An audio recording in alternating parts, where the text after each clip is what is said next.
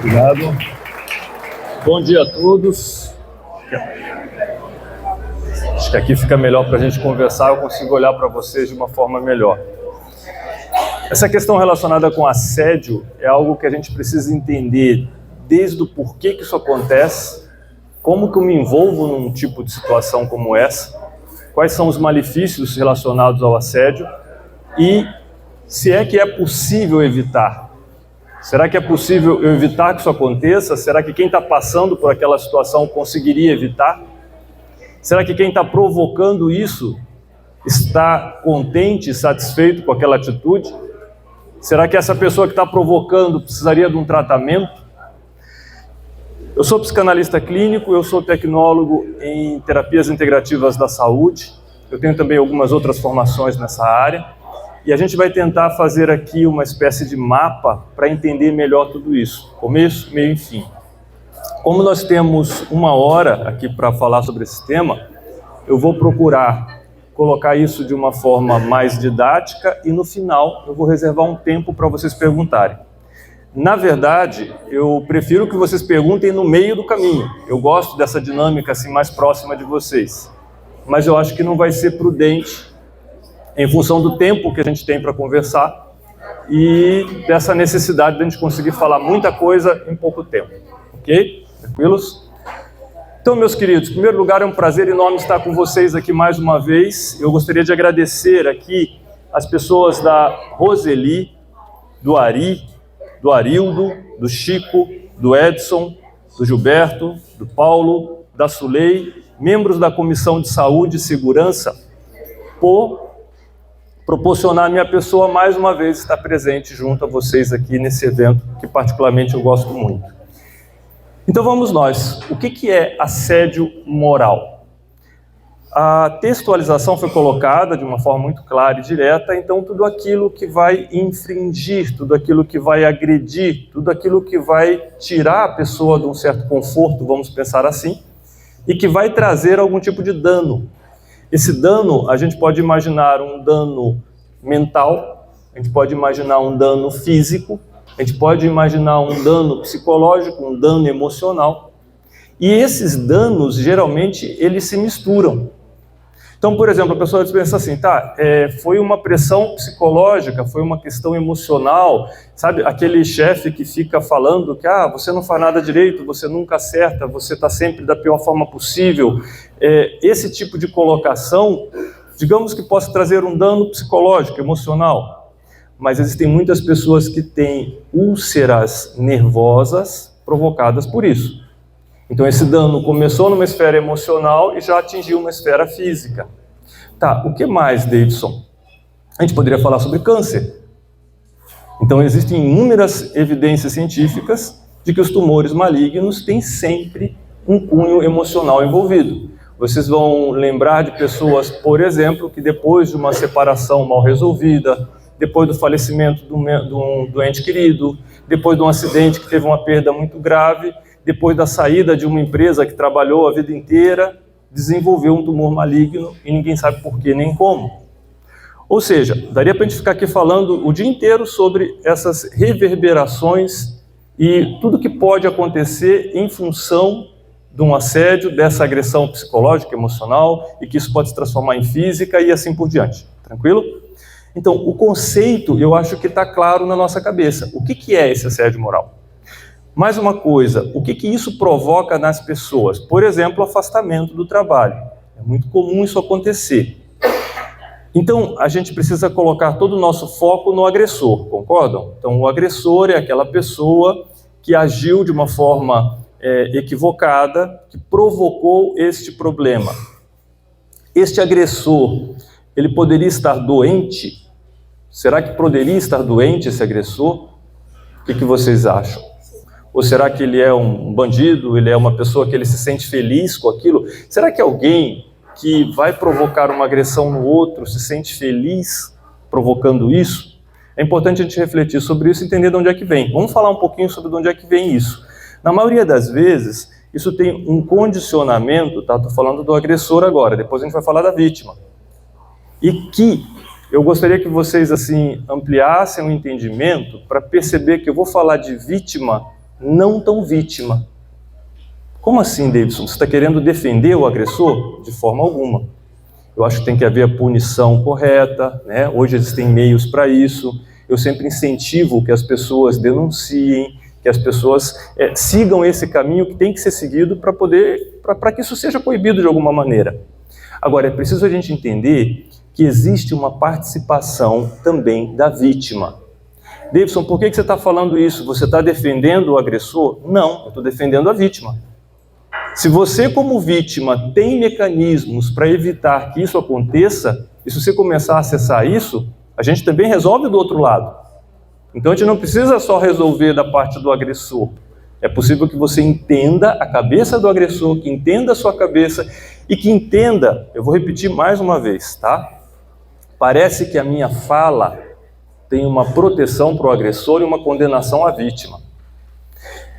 Daqui a pouco, Davidson, você vai dizer que o assédio sexual é provocado pela saia curta da menina. Já ouviram isso? Isso é uma figura muito machista, é algo assim detestável. A pessoa não tem o direito de agir contra uma outra pessoa, seja quem for, independente do que ela esteja vestindo, falando, ou o que é que possa ser. Mas parece que a minha fala está indo nessa direção. E eu queria deixar bem claro que não é o objetivo da minha fala, mas é importante a gente entender que existe sim uma dinâmica da vítima. E talvez essa dinâmica da vítima seja mais importante do que a dinâmica do agressor, porque nós temos mais vítimas do que agressores. Concordam comigo? Então nós vamos falar sobre essa dinâmica da vítima. Como vítima, eu posso evitar que isso aconteça? Pode. Eu vou explicar como, ok? Tá, então vamos lá. Já entendemos o conceito, entendemos que existe uma dinâmica por trás do agressor. Eu vou fazer diferente, pessoal. Eu não vou deixar o nosso tempo de perguntas para o final, não. Eu vou abrir para as perguntas agora, tá? Inclusive, eu não sei o pessoal do som, se existe a possibilidade de mexer um pouquinho no... Eu estou vendo aqui um ruído bem alto, tá? Se alguém da mesa lá conseguir dar uma mexidinha, pode ser que melhore essa questão desse ruído. Tá, continuando a nossa história. Então, as perguntas estão abertas. Se vocês quiserem fazer alguma pergunta, a Charize está aqui com o microfone, leva para vocês e a gente faz a nossa conversa em função das perguntas de vocês. Mais importante do que eu estar aqui na frente, acredito que seja esclarecer dúvidas que vocês têm. Tem quase 30 anos que eu trabalho nessa linha, tá? E a minha experiência em consultório tem me ajudado muito a entender esses processos. Eu trabalho com terapia de casais, eu trabalho com depressão, com ansiedade, eu trabalho com várias linhas onde esse assunto é muito recorrente e daí a minha experiência na situação em si. Então vamos nós, entendemos o conceito, agora a gente precisa entender. Ótimo, melhorou bastante, meu caro, muito obrigado aí, tá? Agora é outra conversa. Melhorou para vocês também aí? Melhor, né? Mais fácil. Então tá, quem quer fazer alguma pergunta? Tem pergunta já para fazer? É só levantar a mão que eu levo o microfone para vocês. Tem? Ninguém? Ok. Então, entendemos o conceito, agora nós vamos caminhar para o que é que acontece na cabeça do agressor. Por que ele faz isso? Como que uma pessoa se coloca nessa posição de infringir o espaço do outro, de provocar isso tudo? Existem várias linhas, tá? Eu vou abordar duas linhas que são mais importantes. Uma delas é o comportamento psicopata. O que é esse comportamento psicopata? E eu vou explicar um pouco de traço de caráter psicopata e como é que isso se encaixa. Então, o psicopata ele é formado ali no primeiro aninho, quando a criança vê o condicionamento do amor materno às atitudes que a pessoa tem, que a criança tem. Como assim, Davidson? Então eu estou lá, pequenininho, com um aninho, e eu estou com meus brinquedos todos ali jogados no canto lá, beleza? E a minha mãe chega assim, olha, se você arrumar esses brinquedos, eu te levo para tomar sorvete. Quem aqui já fez isso com o filho? Alguém aqui já... Ninguém nunca fez isso com o filho? Já fez, né? Pois é. O que você está fazendo? Você está condicionando o teu filho a entender que você vai amá-lo se ele arrumar o brinquedo, tá? E tem gente arrumando brinquedo com 40, 50, 60, 70 anos, o pai e a mãe já morreu, e a pessoa continua naquela angústia de que eu tenho que fazer algo para ser amado. Eu não sou amado como o Davidson, digamos, a minha mãe só me ama se eu arrumar o brinquedo. ela não me ama, ela não ama o Davidson. E eu vou ter que criar alguma coisa na minha vida, eu vou ter que ter um carrão para ser amado, eu vou ter que ter uma mulher muito bonita para desfilar do meu lado, para poder eu ser amado, eu vou ter que falar belas palavras para ser amado, eu vou ter que tirar notas boas na escola para ser amado. O que mais que eu tenho que fazer? Eu tenho que aparecer, eu tenho que usar uma roupa bonita para ser amado. Fazer tudo isso não parece ser um problema, o problema está na angústia. Então, eu tenho que fazer, se eu não fizer, eu não serei amado. E toda vez que eu não faço, eu sofro, eu entro em desespero, e vem uma paranoia, uma loucura na minha cabeça, que pode ser pequenininha, que nem aqui nós todos temos aqui, tá? Ou pode ser em maior grau. Isso pode se transformar numa patologia, numa doença, ok? Mas todos nós temos essa paranoia de que precisamos fazer algo para ser amado. Mandar isso a M é uma coisa maravilhosa. Tocar o F, tá? Que se lasque, eu sou eu. Se você quer me amar, tudo bem. Se você não quer, tudo bem também. E na maioria das vezes isso acontece, por quê? Porque a gente não se ama. Então, como você não se ama, então você depende dessa amorosidade alheia. É mais ou menos, eu vi ali as verduras, né? O pessoal que é distribuindo, sorteando ali. Então, se você tem a sua horta em casa, você não depende da mercadoria que está lá fora. Está na tua casa, você tem a sua. Agora, se você sempre depende, você vai ter que estar buscando aquilo o tempo inteiro. E amor é a mesma coisa. Se você tem o amor por você, e isso serve para qualquer quadro clínico, desenvolver amor por você e ter atitudes no dia a dia que provem que você se ama, ok?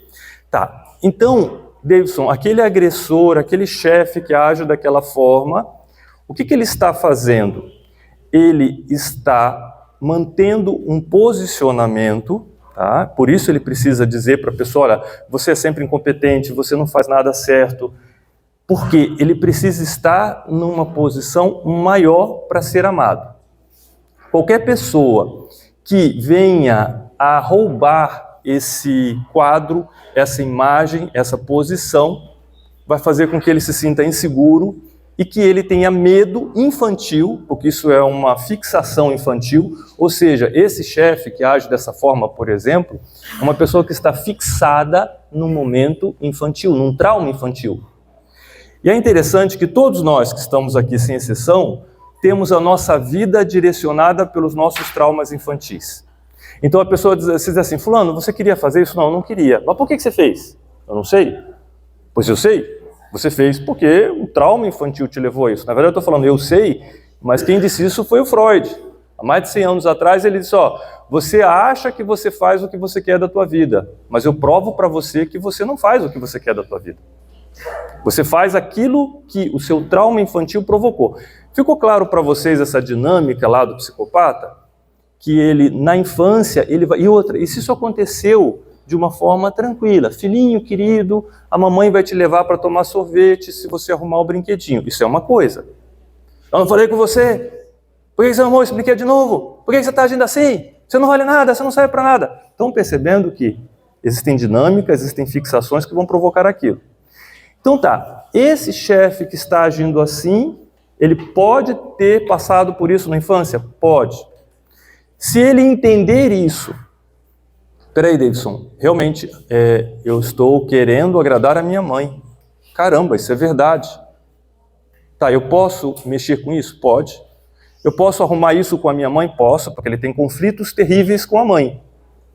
Tá? E muitas vezes ele tem tanta raiva da mãe que ele precisa deslocar essa raiva. Não pode ser na mãe, porque na mãe é pecado, é errado, a sociedade não aceita. Mas ele pode deslocar essa raiva na mulher dele. Ele pode deslocar essa raiva na filha. Eu me lembro uma vez que eu atendi um paciente que ele chegou e disse assim, olha, eu estou traindo a minha esposa, eu estou agredindo as minhas 2 filhas e eu preciso da tua ajuda. E a primeira coisa que eu fiz, como é que é o teu relacionamento com a tua mãe? Aí disse, a minha mãe me espancou a vida inteira, eu tive que fugir de casa cedo, minha mãe tem problemas psiquiátricos, assim. Eu disse, pronto, está resolvido o teu problema. Você precisa ir lá conversar com a tua mãe. Eu não vou, faz 2 anos que eu não falo com a minha mãe. Eu disse, mas se você não colaborar, como é que a gente vai conseguir sair? Você vai ficar a vida inteira aqui se tratando comigo? Precisa procurar isso. E esse paciente, depois de um tempo de sessões, ele chegou e disse, olha, eu não tenho por que mentir para você. Eu parei de trair a minha esposa. E as suas filhas? Não, agora eu não agrido mais as minhas filhas. Percebem que é muito fácil a gente apontar para alguém e dizer assim, olha, você não presta. A gente não sabe a memória que essa pessoa traz. Eu não estou defendendo, vamos dizer assim, delinquente nenhum. Eu não estou aqui para defender, eu repito, eu acho que a pessoa que age de uma forma equivocada, ela tem que saber que existe lei, existe proteção, e quem é vítima tem que exigir os seus direitos. Uma coisa é uma coisa, outra coisa é outra coisa. Algo que eu sempre falo para meus pacientes é que se eu pegar uma prancheta, eu tenho a minha prancheta lá no consultório, eu digo sempre para eles, se eu levar essa prancheta minha aqui, essa ficha que está aqui, lá no presídio da cidade, eu vou conseguir explicar para o delegado, cada um, esse aqui assassinou 3 pessoas. Assassinou por causa disso aqui, doutor, olha aqui, ó, tá vendo aqui, ó? Por isso que ele, tá vendo essa história dele aqui na infância? Foi isso aqui que fez com que ele assassinasse essas 3 pessoas. Aí aquele lá que, sei lá, que roubou o banco, tá aqui, ele roubou o banco por causa disso aqui, ó, tá vendo aqui, ó? Isso aqui foi que ele roubou o banco. Ok, então tá, Davidson, agora que você sabe que no fundo, essa pessoa, entre aspas, é inocente, você vai lá, chama ele para morar na tua casa, né, dá a chave do carro, o cartão de crédito, a senha do banco, obviamente que não. E essa pessoa precisa cumprir com essa dívida para com a sociedade. Mas é importante a gente entender que quando você entende o que está por trás, você para de julgar e você passa a ajudar. E essas pessoas precisam de ajuda. Tranquilo? A gente poderia falar sobre narcisismo, a gente poderia falar sobre amor objetal. Então vamos lá. Existem dinâmicas na nossa mente, de todos nós aqui, de deslocamento.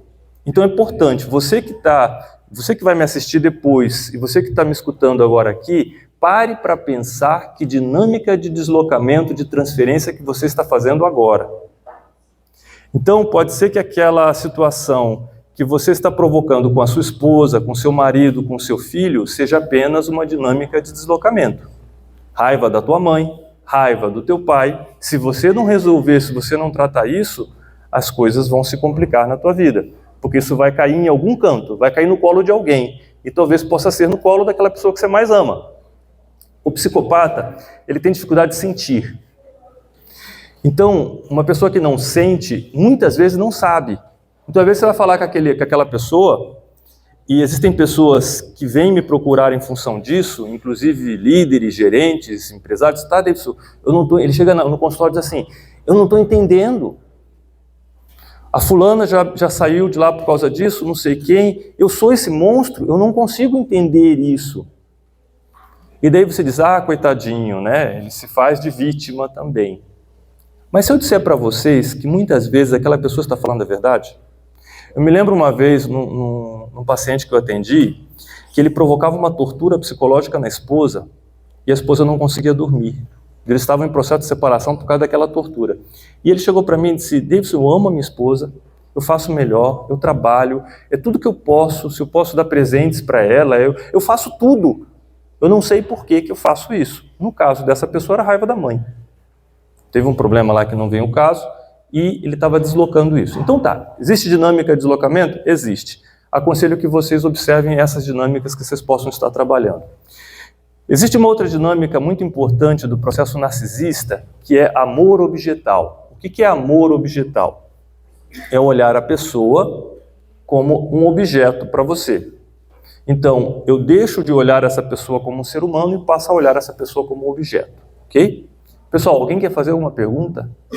Vocês estão olhando para mim com o olho arregalado, assim, não sei porquê, parece, sei lá o que eu estou falando aqui na frente, que está arregalando o olho do povo aí, né? Mas se alguém tiver alguma pergunta, pode ficar à vontade, ok? Tá, eu vou avançar com a dinâmica, porque o reloginho ele vai correndo de uma forma bem acelerada. Tá, beleza. Tá, agora vamos falar um pouquinho da vítima. Então, o agressor tem problemas lá, geralmente com a mãe, tá? 90% dos casos o problema está com a mãe. E ele precisa fazer o quê? Uma das coisas é voltar e conversar com essa mãe. Seja a mãe viva ou falecida. Ele vai conversar com a mãe falecida, seja na oração dele, na meditação, ou como quer que possa ser. Precisa restaurar isto. Ali está a base. Claro que um apoio profissional ajuda bastante. Existem muitas técnicas de meditação que ajudam bastante também. A gente tem que aliviar essa nossa ansiedade. nós estamos cada vez mais loucos em todos os sentidos, a gente precisa mexer com isso. Vamos falar um pouquinho da vítima agora? Eu falei para vocês que a vítima também pode ajudar a não acontecer esse tipo de situação. Vocês acham que é possível? Ou não? Vítima é vítima e ponto. Pessoal, existe o que a psicanálise chama de neurose de repetição. A psicologia chama de repetição de padrão. Tem pessoas que passam pela mesma coisa a vida inteira. Então, aquela pessoa está num trabalho, recebeu ali um assédio moral, ou um assédio sexual, pode ser também, e daí ela sai daquele trabalho porque não aguenta mais, pediu as contas, vai para outro emprego. Chega lá no outro emprego, acontece o quê? A mesma coisa. E daí ela larga aquele emprego, e daí ela vai para outro emprego. E acontece o quê? A mesma coisa. Para explicar isso aí, eu vou explicar filha de pai alcoólatra. Isso não é uma regra, mas na maior parte das vezes, uma filha de um pai alcoólatra que passou por todo aquele problema lá do alcoolismo, agressão, vendo a mãe apanhar, vendo ter que ficar, se esconder debaixo da cama, aquela coisa toda, essa filha de pai alcoólatra, normalmente ela se casa com um marido também alcoolista, como se fala hoje, tá? É muito comum que isso aconteça. Está, Davidson, mas justamente o oposto é, mas acontece. Legal. Tá, e daí ela se separa, arranja um outro casamento. E o que acontece? A mesma coisa. Ela se separa de novo, arranja outro casamento. O que acontece? Não, esse não é alcoólatra, mas depois de um ano ele vira alcoólatra também. O que ele está falando, pessoal? Repetição de padrão. Será que isso é uma pura coincidência ou existe algo dentro desta mulher que precisa ser resolvido com o pai e que enquanto não for resolvido, o inconsciente vai estar buscando essa solução? Digamos que todas essas dores que essa filha de pai alcoólatra passa com o marido é para lembrar que ela precisa resolver o problema com o pai. Mas como que ela vai resolver o problema com o pai se o pai é um monstro? Depende. O que é um monstro? Senão algo que foi fabricado em função de um trauma infantil.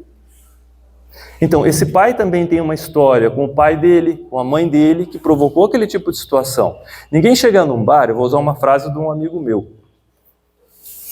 que inclusive eu acho que já teve aqui algumas vezes, que ele diz assim, ó, ninguém chega num bar e diz assim, me dá uma pinguinha aí porque hoje eu vou bater na minha mulher. Alguém faz isso? Você acha que algum alcoólatra faz isso? Ele chega lá porque ele tem uma angústia muito grande, ele está num processo depressivo, ele está num conflito terrível que ele não consegue administrar, e nesse conflito, quando ele toma a pinguinha, o conflito passa. Ele sente um alívio quando ele toma o álcool. E daí ele precisa tomar de novo, e de novo, e de novo, e as consequências todos nós já sabemos quais são. Mas é importante a gente saber que ninguém vai num bar para tomar uma pinga com o intuito de bater na mulher, ok? Então, o que a gente pode entender? Que existe sim uma depressão profunda por trás daquela pessoa que provocou aquilo. Então, essa filha, ela está desdobrando no marido o problema do pai. Na hora que ela resolve esse problema com o pai, a consequência também se resolve. Então, assim como o agressor está desdobrando, na maioria das vezes, a raiva que ele tem da mãe, quem está sendo vítima desse assédio também está recapitulando uma questão infantil mal resolvida. Se essa pessoa passar a resolver, espera aí, deixa eu ver de onde é que está vindo isso, da onde que é isso, qual que é a raiz? Davidson do céu, isso é meu pai. Meu pai fazia isso comigo. Meu pai dizia, quando eu fazia uma coisa, você não vale nada, você não serve para nada, você não faz nada, você não vai conseguir nada mesmo. Essa era a atitude do meu pai. Ah, mas é isso que você está vendo no teu chefe? É. E por que isso está acontecendo? Repito, pessoal, tem que dar o aval para o chefe, tá? Porque parece que a minha fala tem esse objetivo, e não tem, tá? Não tem aval. Se você está num cargo de chefia e você está desdobrando problemas internos, vai procurar ajuda, cara. Vai se tratar, vai procurar médico, vai procurar terapeuta, vai procurar psicanalista, vai procurar ajuda. É o mínimo que você tem a fazer. Você não tem que deslocar e colocar isso em outras pessoas, tá? Mas onde é que eu quero chegar? A vítima pode evitar tudo isso desde que ela resolva essa questão. Perguntas? Ninguém tem pergunta? Tem? Ótimo. Você consegue levar para ela o microfone lá, tá? Levanta a mão, por favor, para a Charice chegar mais fácil aí. Se eu falar bem alto, precisa do microfone? É que daí eu já levo aqui, fica mais tranquilo, fica mais fácil, tá? Porque isso fica no vídeo e o meu microfone aqui não capta outros sons. Aí fica mais fácil. Pode perguntar. Bom dia. Favor, bom dia.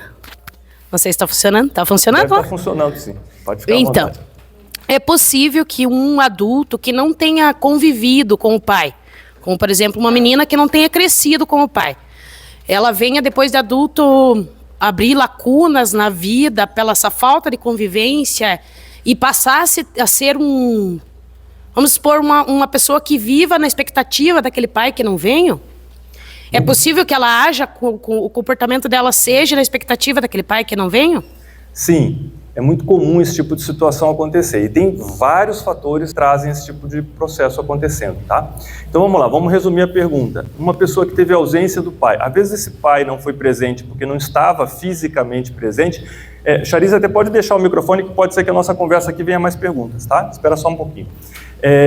Então esse pai pode não ter estado presente mesmo, pode ser que essa criança nunca tenha conhecido o pai, ou pode ter sido um pai presente e ausente, o que é muito comum hoje em dia, porque o pai chega cansado em casa, do dia de trabalho, ele entrega um celular para o filho. Vocês vão ter uma palestra aí sobre, acho que é dependência digital, tá? E hoje isso é muito comum e muito grave. Inclusive existem clínicas para tratar a dependência digital e existe demência digital também, que é uma outra coisa interessante da gente conversar sobre. Mas tá, esse pai faltou. Nós somos metade pai, metade mãe. A minha metade faltou. E essa metade pai, ela vai me trazer força, coragem. Isso era assim na savana africana. Era o homem que ia caçar e a mulher cuidava da prole. Se essa função materna ou se essa função paterna está em falta, vai mexer no que a gente chama de aparelho psíquico. Então aquela criança ela vai ter problemas sim em relação a esse processo. Tá, e daí a gente perguntaria, tá, Davidson, então está fadado a viver eternamente infeliz? Claro que não, tá? É possível se tratar tudo isso, se resolver, e essa parcela de amor que faltou, você fornecer para você mesmo. E um dos grandes problemas é essa dependência emocional. Eu vou dar um exemplo só para esclarecer melhor, que é o do traço de caráter oral. São pessoas, tá?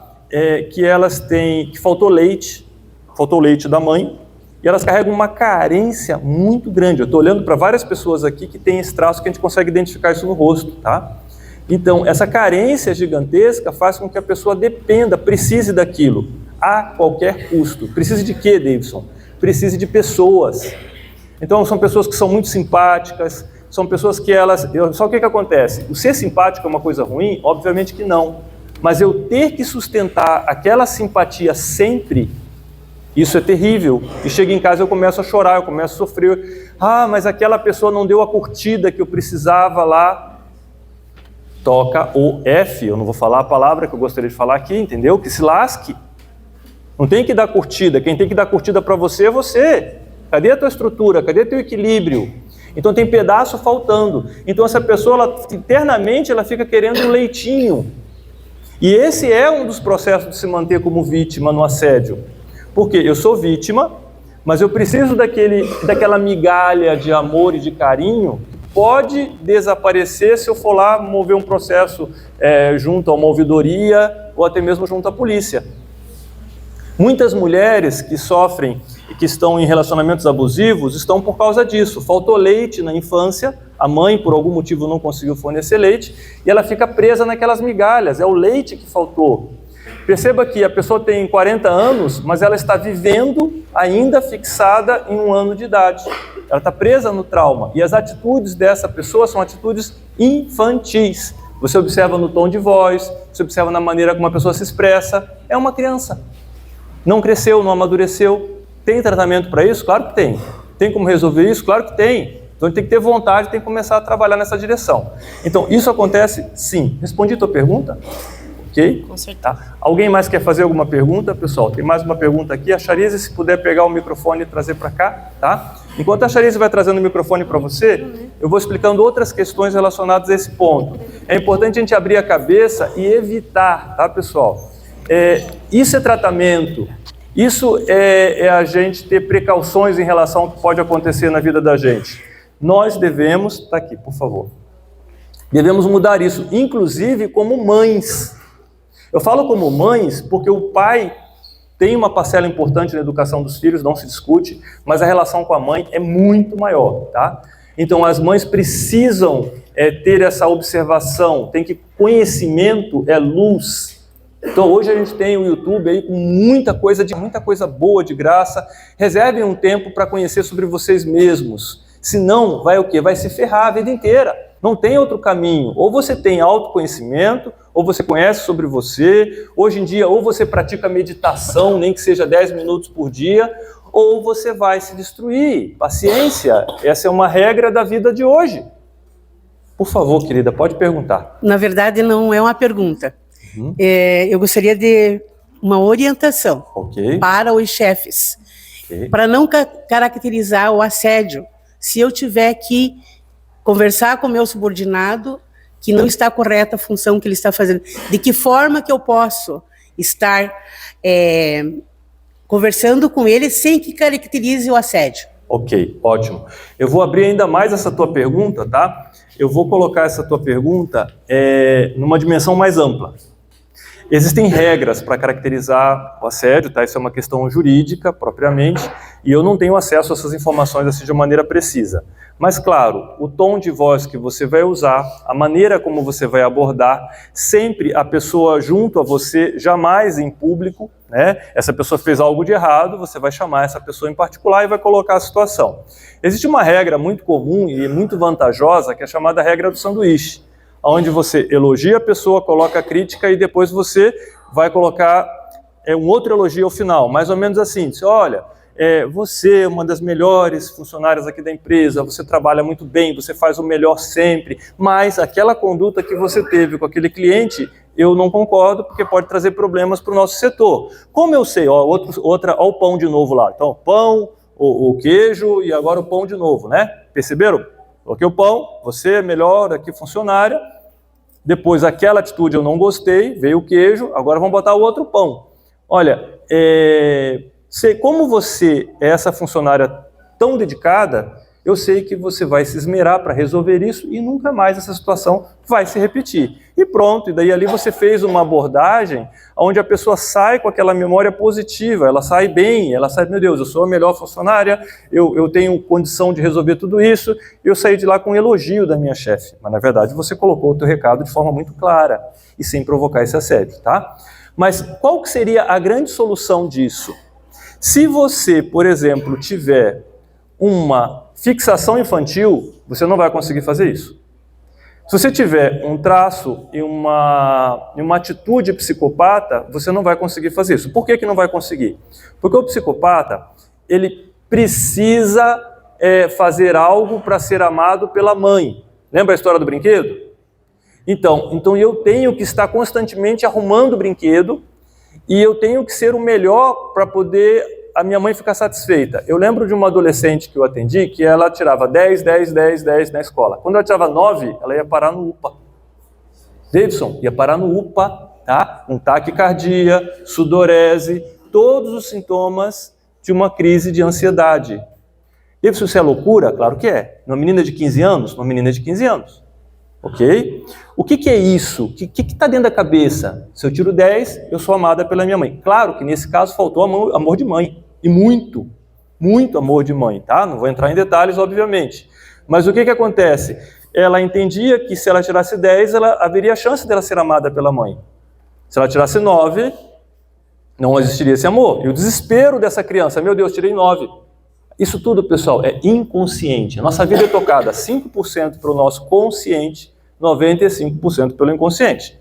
Por isso que é tão importante a gente ter um trabalho de autoconhecimento. E ninguém quer saber de autoconhecimento. Todo mundo quer pílulazinha mágica. Se você tem uma angústia, o que você faz? Ah, vamos tomar uma pinga, cara, já resolve. Uma cervejinha na tarde já resolveu. Fazer um bom sexo, olha que legal. Acabou a ansiedade, né? Então vamos fazer uma viagem, olha que legal. Vamos usar, vamos usar um baseado aí e tal, e daí a gente fica legal, acabou a ansiedade. Caramba, essa ansiedade que você tem é a tua cura. Essa ansiedade, ela está apontando para aquilo que você precisa resolver. Nada contra, tirando o baseado, o restante são coisas que são legais. Agora, o que acontece? Por que não tratar? Por que não observar? Por que não crescer? Essa é uma responsabilidade nossa. Depois, mundo cruel, tá todo mundo contra mim, que horrível, que péssimo. Cara, você fez o teu dever de casa? Você fez a tua parte? Não fez? Então não reclame. E a hora está correndo, tá? Então, ficou claro que a pessoa não consegue. Então, digamos que você tenha esse traço oral ali, por exemplo, que a gente falou aqui, tá? Então, tá lá com o traço oral, você depende desse leitinho. Você não vai conseguir ter essa atitude, porque você quer a migalha, você quer aquele amor. E você não vai conseguir falar, por quê? Porque corre o risco daquela pessoa não te amar, entre aspas, tá claro? E essa angústia é inconsciente, mais forte que você. Então você aprendeu a técnica do sanduíche, mas não vai usá-la nunca. Estão percebendo que a história, que o negócio é mais embaixo? Que o ideal seria que a gente realmente se dedicasse a entender um pouco mais sobre isso e começar a olhar para dentro, em vez de olhar tanto para fora, ok? Mais alguma pergunta, pessoal? Já estamos no finalzinho da palestra e eu não consegui dar nenhum terço dela. Vamos mais para frente aqui. Tá, então a gente falou aqui como evitar, como tratar. Eu falei de meditação, tá? Esses dias eu fui num cardiologista fazer um check-up e daí ele perguntou assim, você já teve algum problema cardíaco? Eu disse, doutor, eu tive um prolapso de válvula mitral há um tempo atrás e como eu dou aula de meditação há 30 anos, eu resolvi intensificar minha meditação. E daí isso se acabou, resolveu. Com isso também melhorou meu sistema imunológico, melhorou isso, melhorou aquilo, tá, beleza.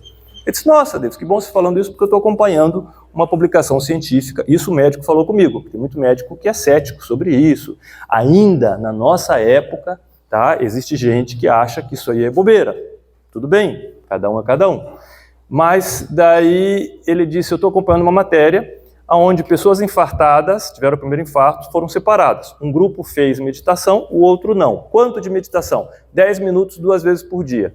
Aí ele disse para mim, desse grupo houve uma redução em 30% do segundo evento cardíaco. Ele falou, Davidson, não existe medicamento na face da Terra que faça isso. Não existe.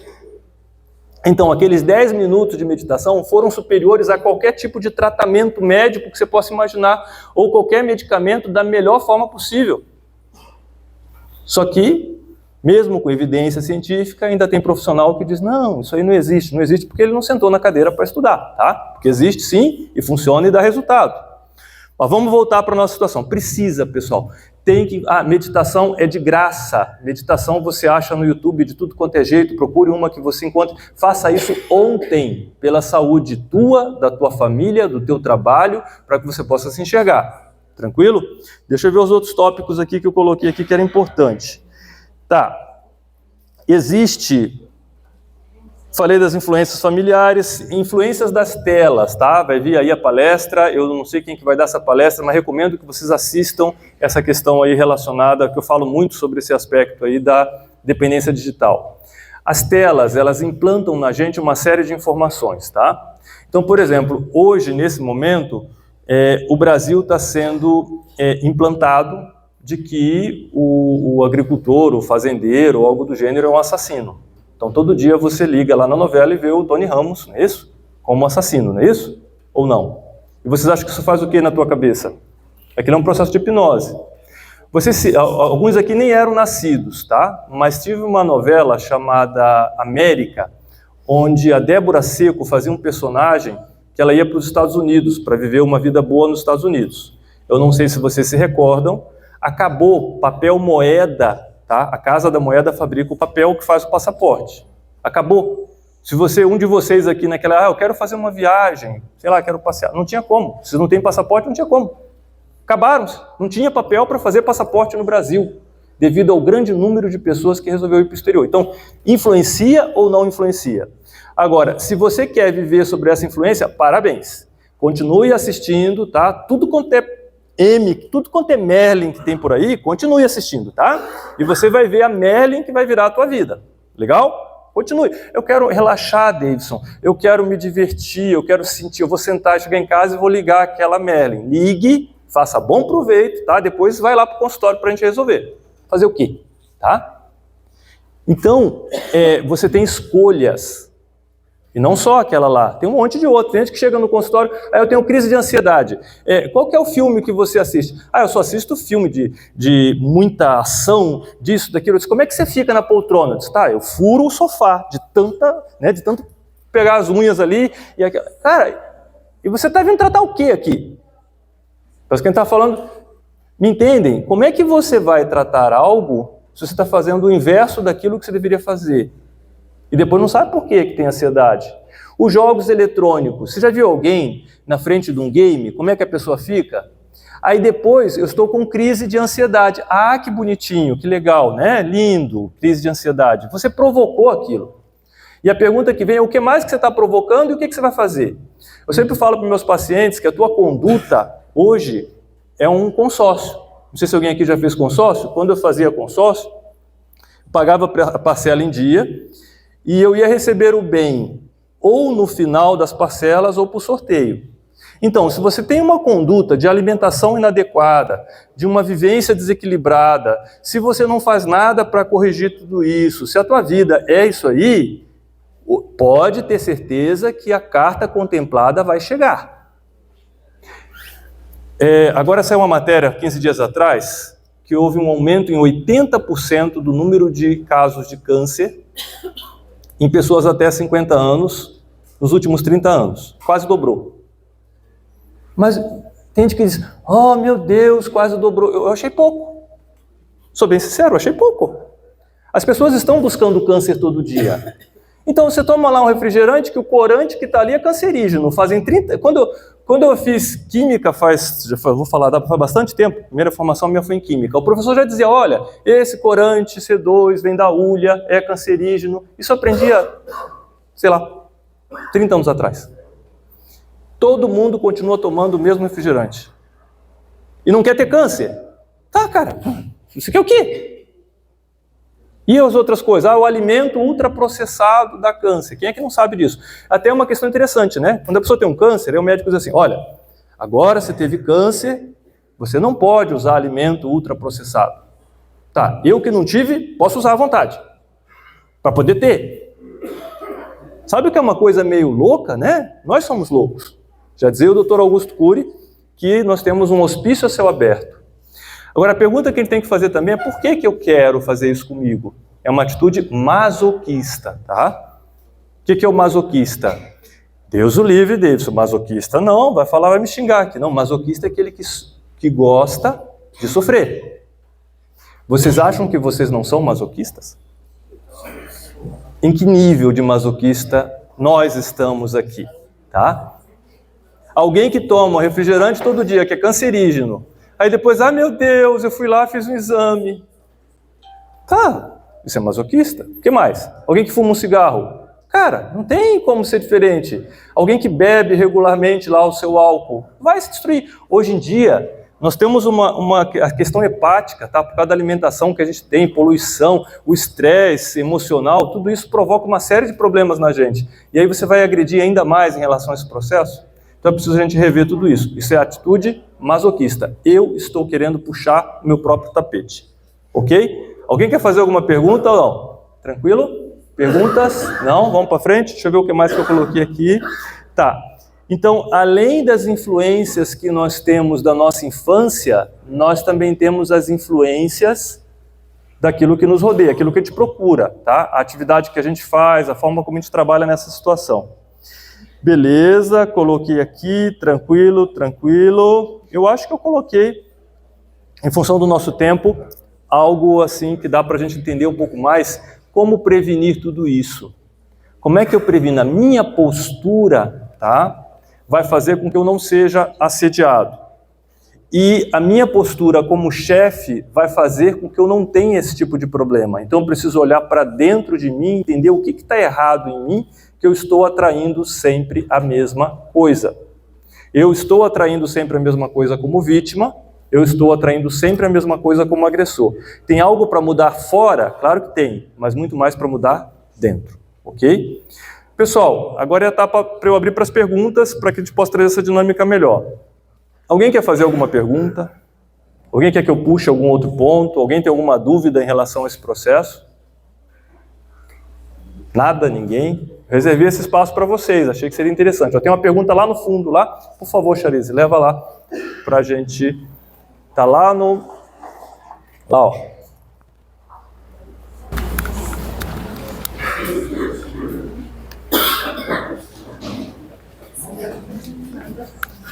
Bom dia a todos.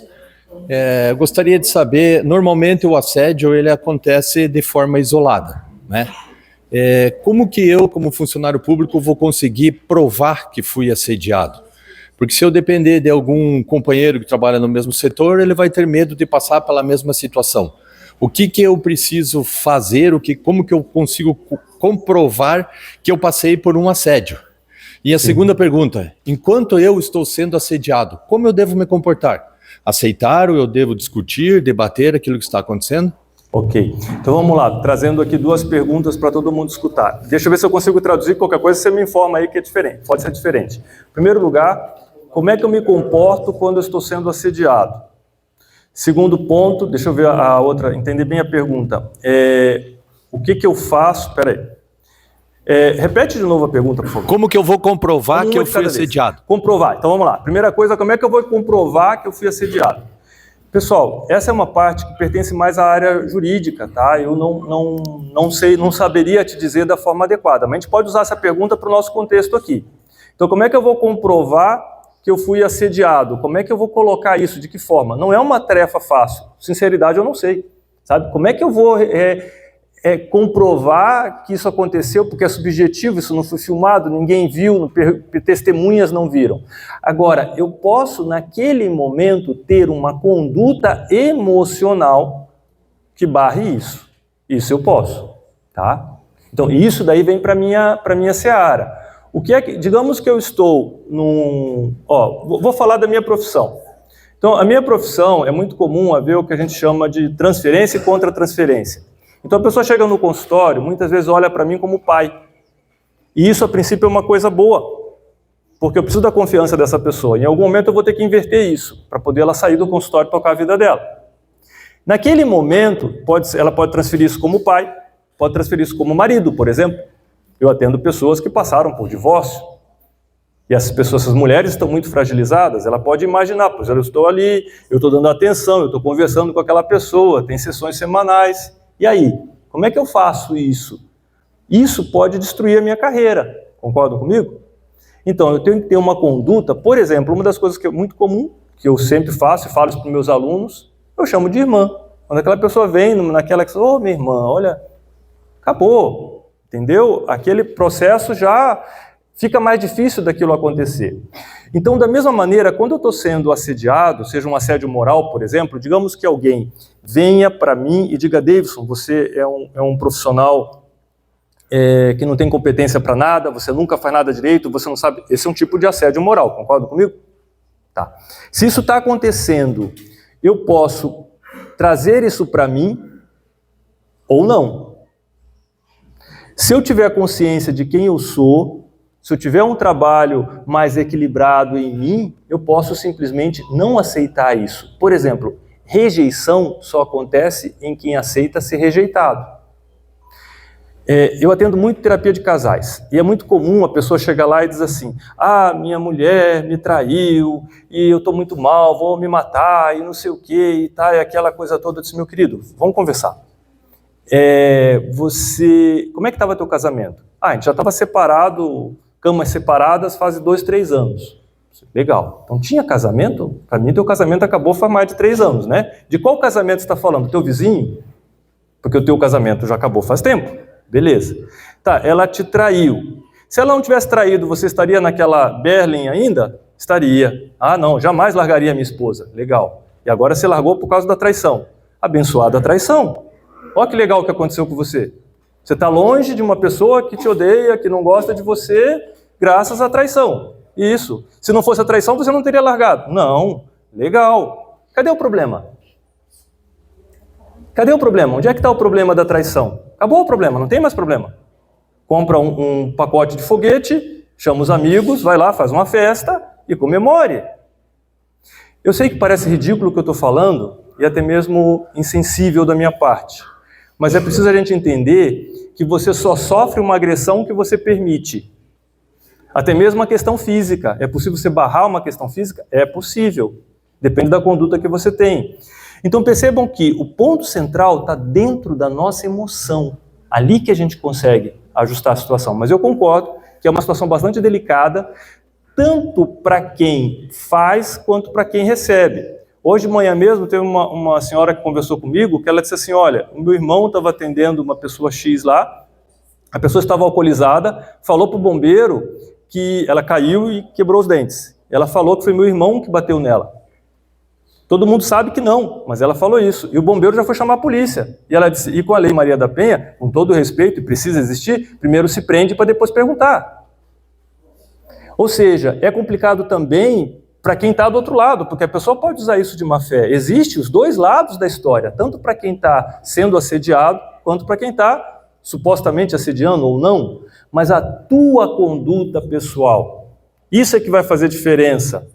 Pessoal, vamos falar de professores. Vocês já tiveram professores na vida que você chega lá, a turma inteira fazendo bagunça, né?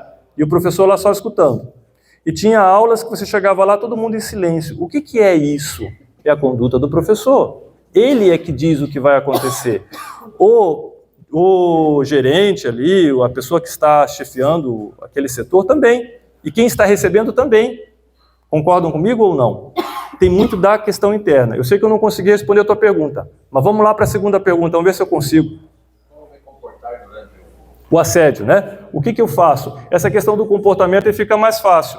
Esse comportamento que a gente deve ter perante ao assédio é justamente um comportamento de você entender o seu papel naquele processo e você não deixar que aquilo venha a você. Porque aquele assédio vai pegar no seu calcanhar de Aquiles, tá? Então, se você é uma pessoa que tem uma autoestima baixa, e todos nós temos, vai pegar ali, naquele ponto. Você vai absorver aquilo ou não. Então, é importante que você faça um exercício de amor a si mesmo, tá? Esse amor a você mesmo precisa existir o tempo inteiro. Isso tem que começar agora.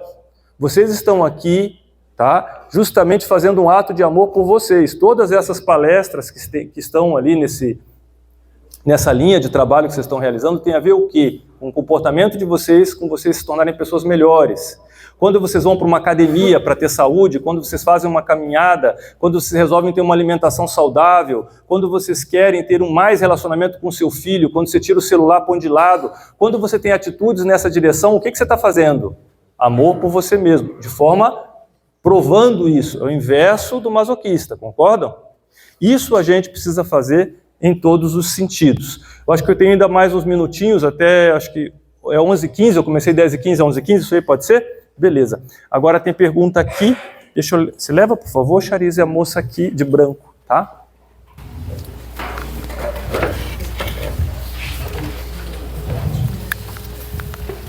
A relação de poder é que dificulta a questão do assédio, né? Uma coisa é você receber um assédio de um colega que não tem poder sobre as horas, sobre o lugar que você vai trabalhar, sobre tirar ou dar férias no momento que você quer, que você precisa. Você responder à altura, né, a um agressor, alguém que te assedia no mesmo nível que você é uma coisa. E agora no chefe que vai comandar, direcionar o teu serviço, tirar todos o que você já ganhou dentro de um serviço. Como trabalhar isso? Como responder no mesmo nível, né? Assim, para uma pessoa que tem um poder sobre a tua vida. Ok, excelente a tua pergunta e difícil de responder. Complicado, né? Eu procuro me colocar no seu lugar, no lugar, claro, da pessoa que está passando por esse problema. E como é que você vai resolver se a outra pessoa tem poder sobre você, tá? Então vamos nós. É delicado, não é fácil, mas por outro lado, o primeiro ponto tem que ser você. Perceba que a partir do momento que você faz o jogo do outro, ali aquilo vai aumentando, aumentando, aumentando e você não consegue sair mais, tá? Então é muito importante que você comece não fazendo o jogo do outro desde o começo. E eu vou dizer mais. Vai parecer algo preconceituoso que eu vou falar aqui, pessoal, mas isso aí pertence à linha da psicanálise, tá? a vítima, vamos colocar assim, deixa eu colocar, o capacho atrai o abusador, tá? Então, o que acontece? Assim como em relacionamentos, a pessoa tá lá, tem 100, tá lá a menina e ela tá no baile e tem 100 camaradas atrás dela. E ela traz um processo masoquista dentro de si, um procedimento masoquista, de escolher o pior para si. Dos 100 caras, 99 são pessoas legais, tranquilas. Ela vai escolher quem? Ela vai escolher aquele que não presta, tá? Por quê? Porque ela carrega dentro de si, muitas vezes, uma culpa.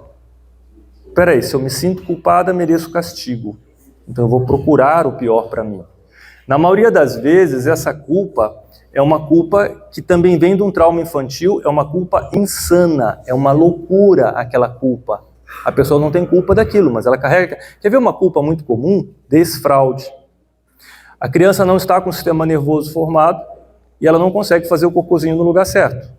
Normal? Tanto que hoje todo mundo aqui acho que faz cocô no lugar certo, né? Mas em algum momento a gente teve essa dificuldade porque o nosso sistema nervoso não estava formado. A criança não sabia disso, mas ela já falava, ela já andava. E a mãe também não sabia disso. Então a mãe disse, querida, por que você não vai? E a criança, meu Deus, por que eu não vou? E a minha mãe, tão querida, faz tudo por mim, mas eu não consigo nem fazer o cocôzinho no lugar certo. Isso traz uma culpa muito grande, pessoal. E eu consigo identificar em vocês aqui pessoas que têm essa culpa, porque isso também fica no rosto, tá? É tão grave, é tão profundo, é tão dolorido que isso fica marcado no rosto da pessoa. E aí, o que acontece? Nesse caso, propriamente, você vai carregar para o resto da vida a culpa de ter feito cocô no lugar errado e uma tendência a se autopunir para o resto da vida.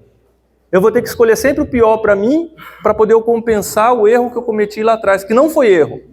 E outras culpas. Aborto espontâneo, tá? Aborto espontâneo. A mulher engravidou e aconteceu o aborto. Ela carrega a culpa. Se eu tivesse ido no outro médico, se eu tivesse tomado aquela vitamina, se eu tivesse feito isso, se eu não tivesse andado de bicicleta, que às vezes aquela culpa não existe. Mas a pessoa carrega aquela culpa, peraí, eu matei meu filho. Então, eu mereço ser feliz, eu mereço ter um casamento bom, eu mereço estar num trabalho legal, eu mereço ser... Não, eu mereço o pior para mim, eu matei meu filho.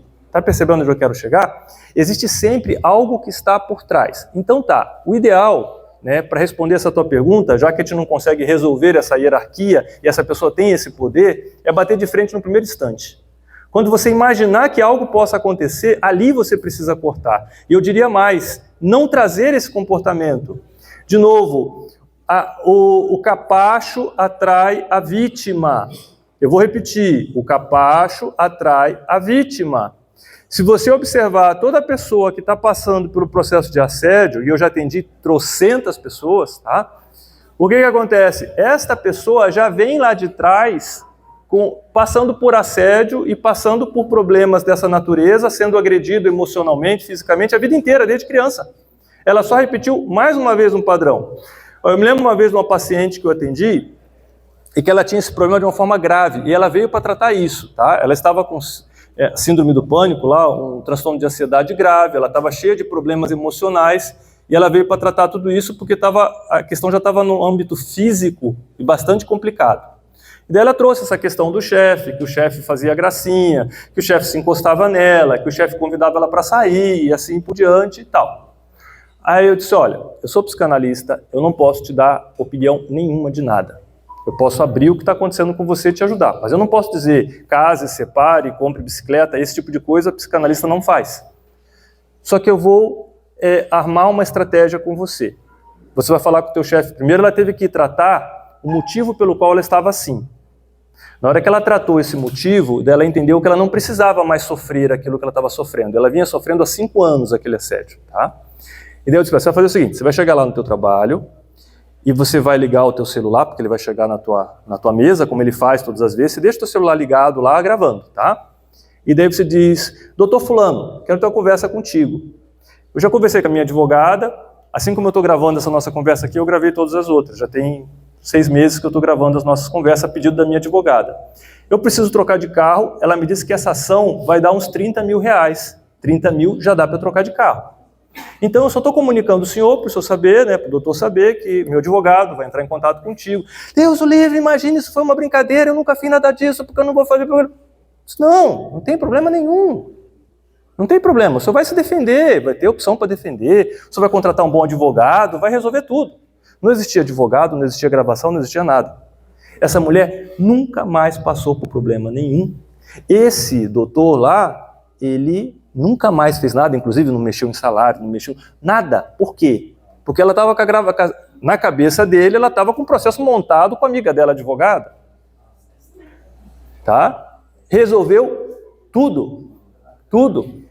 Ou seja, a primeira coisa que você precisa fazer é cortar. Agora que eu contei isso, vai ficar gravado no YouTube, a turma já vai saber que é... Olha, você que fez o negócio lá, por favor, está gravado sim, viu? Eu falei aqui só para brincadeira.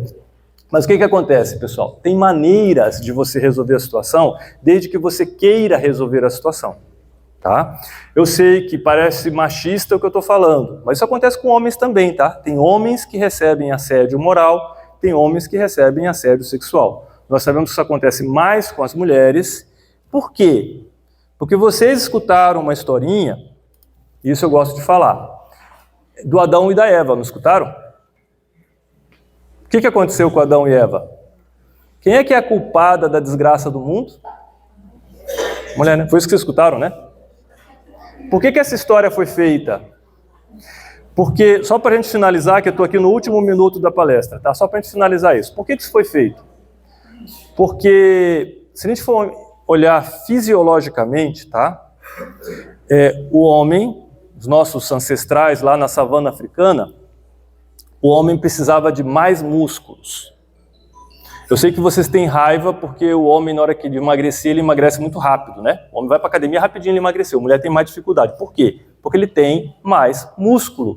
E quem tem mais músculo, até dormindo, emagrece. Beleza? Tá, ok. O homem precisava de ter mais músculos porque ele ia caçar. Porque era assim que ele fazia sobrevivência. E a mulher ficava cuidando da prole. Ok? Então, homem precisa de mais músculo. O que o DNA fez? O que a estrutura, o que a evolução humana fez? Tá, o útero é igual. O útero é o mesmo, que vai nascer mulher, vai nascer o homem. Caramba, vai gestar os dois, tá? Dentro do útero, o que acontece? Ah, é homem? É homem. Então eu tenho que desviar essa constituição, essa multiplicação celular para músculo. Tem que ter músculo. Beleza, legal, Deus. Tem que ter mais músculo? Tem. O que vai acontecer? Vai ter que faltar em algum canto. Aonde que está faltando? Cérebro. Vocês já perceberam? Eu, quando eu estou no trânsito, tá? Hoje tem GPS, mas eu sou da época que não tinha GPS, não tinha nada disso, não tinha Waze, nada disso. Se eu tinha que achar uma rua, eu tinha que baixar o volume do som. Até hoje eu baixo o volume do som para poder achar a rua. Quando eu preciso... Eu não consigo fazer 4, 5 coisas ao mesmo tempo. Se tiver algo, não vai. A minha esposa faz, eu não. Então, esse cérebro, tá, que trabalha dessa forma, e outras, a mulher tem uma capacidade de enxergar detalhes, de trabalhar situações que o homem não tem. Então, o que aconteceu? Faltou, tá? Isso é real, pessoal, isso não é conversa minha, isso é fisiológico, tá? Então, a mulher tem mais neurônios do que os homens, beleza. O que mais? A mulher tem um sistema imunológico muito melhor do que os homens, por isso que elas vivem 7 anos a mais. Tá, agora, como é que você resolve isso? Tá? Nós homens, como é que a gente resolveu essa história? Contando uma história, né? Então, se eu como homem convencer as mulheres de que elas são inferiores, apesar de terem mais neurônios, sistema imunológico melhor, viverem mais, tá resolvido o assunto, eu não perco. Porque no tete a tete, a única forma que eu tenho para enfrentar uma mulher é com músculo, que eu, Davidson, particularmente, não tenho tanto assim, né? Mas, estão percebendo? Neurônios elas têm mais. Sistema imunológico delas é melhor.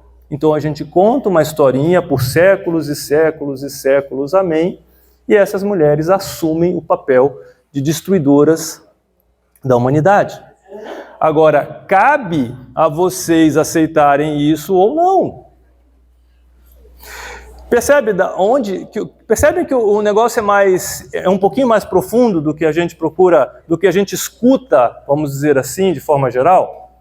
Precisamos nos autoconhecer, tá? Eu tenho capacidade de mudar o mundo, eu tenho capacidade de transformar tudo, eu tenho capacidade de mudar a minha vida, está dentro de mim toda a semente e toda a nutrição necessária para eu transformar qualquer situação na minha vida. Você só vai se destruir, se acabar, se anular, se você quiser. É uma escolha tua, baseado nas tuas memórias. Não estou dizendo que você é isso, mas tem memória que está provocando vida. Quer continuar seguindo isso e se destruir? A escolha é tua, faça bom proveito, continue assim. Quer inverter tudo isso? Capacidade não falta. Certo, meus queridos e minhas queridas? Pô, não, pode fazer a pergunta. Tem uma pergunta ali atrás, Charize. Essa moça de branco aqui. Essa aqui, ó. Bom dia. Bom dia. Na verdade, eu queria saber mais sobre o perfil psicopata. Como que ele, quando ele é, digamos, contrariado, o que passa assim na cabeça dele? Porque o senhor disse que ele tem que ter confete a todo minuto, né? Sim. Like, vídeos e tudo mais. Quando ele é contrariado, o que passa na cabeça dele? O que ele vê essa pessoa, como ele vê essa pessoa que o contrariou, digamos assim? Joia. Pessoal, são 11h20, eu quero perguntar para a direção aqui se eu tenho mais uns 5 minutos aí. Pouquinho tempo, 3 minutos, isso? Tá, então vou tentar colocar essa tua resposta em 3 minutos, tá? Então vamos lá. Tá, o psicopata, ele teve o amor da mãe condicionado àquilo que ele fazia, então ele tem que fazer, ele vive essa loucura o tempo todo. Na cabeça do psicopata, ele tem que estar sempre no centro das atenções para poder ser amado. Ele tem que ser o melhor sempre, então ele vai criar sempre estratégias para diminuir outras pessoas. Ele tem que estar no controle. Eu gosto de uma dinâmica, para a gente entender fácil, dinâmica de marido psicopata. A esposa, eu me lembro uma vez de uma situação em que uma pessoa, o marido com muito dinheiro, poder social, e a esposa muito jovem e muito bonita. Bota bonito nisso, tá? E daí ela ganhava, sei lá, 1 quilo, e ele colocou o apelido dela de baleinha. Por que ele fez isso? Traço psicopata ali claro, tá? Então o que acontece? Ele sabia da diferença dele para a esposa, uma diferença de idade grande, tá? E todo o restante, e ele tinha que controlar aquilo. A maneira que ele tinha que controlar era menosprezando ela, e ela aceitou isso, porque ela se sentia muito mal, ela se achava, apesar de ter um corpo muito bonito, de ser uma mulher muito bonita, ela se achava inferior em relação a isso. Parece o quê? A historinha da Adão e Eva, tá? A ideia é essa, a proposta é essa. Só que o que acontece? Por trás disso, esse marido carregava uma angústia muito grande, um medo gigantesco de perdê-la. E a gente vê aí nas notícias, em geral, pessoas que matam por causa disso. O meu medo de perder é tão grande que eu chego a matar alguém. Você não vai ser minha, não vai ser de mais ninguém, já escutaram isso alguma vez? Tá? Então, este é o mecanismo. Eu gostaria de ficar falando com você umas 2 horas. Se você quiser, eu tenho tudo isso nos meus canais lá, tá? Eu tenho essas explicações, eu tenho aulas, eu tenho cursos gratuitos, tá? E fica aqui aberto para todos vocês. Eu quero pegar essa palestra aqui, eu quero disponibilizar para vocês também. E se vocês quiserem, tudo isso que eu estou falando aqui, numa escala mais longa, eu tenho cursos que duram 10 meses, eu tenho cursos rápidos, tudo nessa direção para que você possa entender e trabalhar tudo isso, tá? E tem cursos de graça, eu tenho muitos cursos de graça nessa direção também. Desculpa não poder te atender da forma que eu gostaria, tá? Mas a cabeça do psicopata é um sofrimento muito grande que ele tem. Que chega a matar alguém por sofrimento? Sim. Chega a matar alguém por um sofrimento. É uma doença? Sim, é uma doença. É grave? É. Causa transtorno de tudo quanto é jeito? Causa. Tem origem lá na educação, tem origem lá nos primeiros anos de vida. Isso tudo vai provocar toda essa situação que a gente está vendo hoje. Todo o caos. E percebam que isso está só piorando, pessoal. Isso está só piorando. Nós temos que tomar atitudes de reverter, e isso vale o quê? Disso que a gente está fazendo aqui.